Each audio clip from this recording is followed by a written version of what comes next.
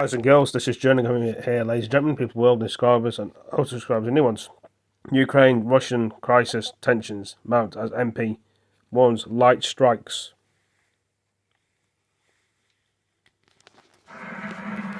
Overnight, yet more Russian military vehicles being moved towards Ukraine. These ones heading into Belarus.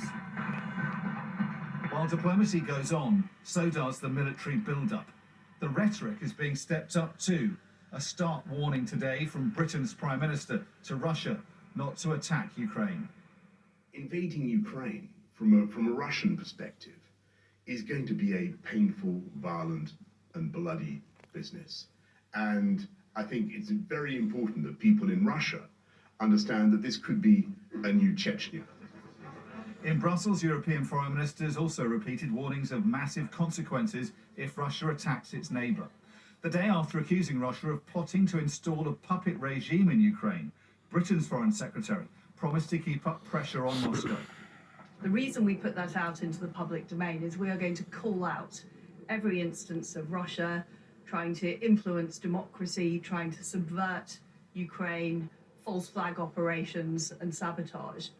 We are now seeing a significant ratcheting up of rhetoric and deployments as this crisis deepens. We are considering to further enhance our presence in the eastern part of the alliance. This could include the deployment of additional NATO battle groups. With fears of conflict intensifying, Britain and America are pulling diplomatic staff out of Ukraine.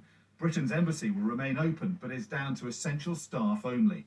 While diplomatic staff are being pulled out of the region, Western military forces are heading the other way. NATO is bolstering forces across Eastern Europe in case of any Russian aggression. The alliance's response force is on standby with additional ships and fighter jets also at the ready. France is ready to send troops to Romania to work with NATO forces there. The Netherlands is sending 2 fighter jets to Bulgaria to police its airspace, and 1 ship and land-based units are now on standby.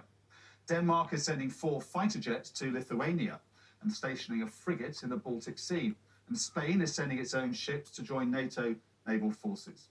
And this is what Russia is deploying. Tens of thousands of troops in as many as 70 battalion tactical groups stretched along the border with Ukraine. The Kremlin is accusing the West of stoking up tensions.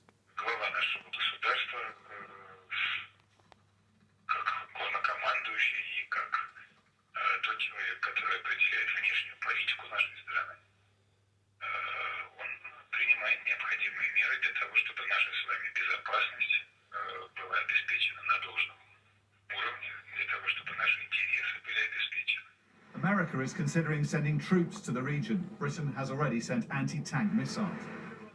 But the government's been criticised by one diplomatic veteran for not doing enough to support allies stand against Russia. There's a feeling that we're not putting in the work really to carry our full weight in international efforts at the moment. We're putting out press releases, but we're not actually doing the hard work. Nerves are being rattled from the Black Sea to the Baltic, where 20 Russian naval ships have put out to sea, with both sides pouring more and more military forces into the region. The dangers of escalation, miscalculation and inadvertent conflict are mounting. Dominic Waghorn, Sky News. Well, what do you guys and girls and ladies and gentlemen think? Is it going to get worse or is it going to get better? People are going to be scared that live there what happens. I mean, will this war from Russia come to the UK? I mean, they're sending UK stuff to Russia and American stuff, Spanish, Ukraine, Romania. Anyway, the US are going to be there and many other countries. Anyway, thank you, Jeremy. Peace.